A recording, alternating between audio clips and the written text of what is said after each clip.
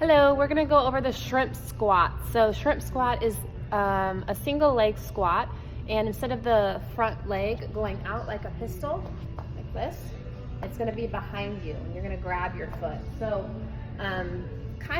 it's a variation of a single leg squat, and it's actually a good drill if you're working towards a pistol and you can't hold that leg up in front of you.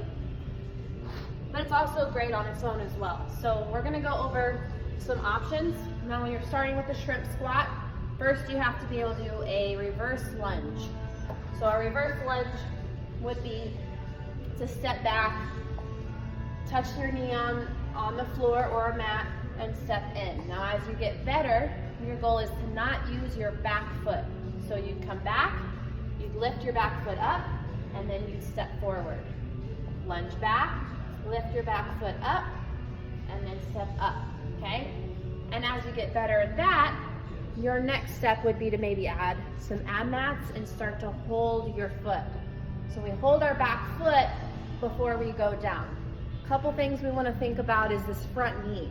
We don't want this front knee to cave in, just like any other squat. We want it to drive right over the middle of our foot, okay, and track over our toes. If you're tight in your hip flexor, you might feel some tightness here. You might have to really stretch your hip out before you do the shrimp squat. So we want to make sure we have the range of motion to perform this movement well and not allow that front heel to come off the ground. And if we can't, we need to scale back and possibly add some more Abmats to our height. So as I do this is what would be like more of a scaled option to 2 Abmats. We're gonna grab our back foot. We're gonna go down with the other arm in front for balance, kick back, and then stand up. So I'm just tapping that knee on the mat. It's safest to use the mat for your kneecap than trying it without the mat, but it can be done on the ground as long as you can control down, control up, thinking about driving through that heel.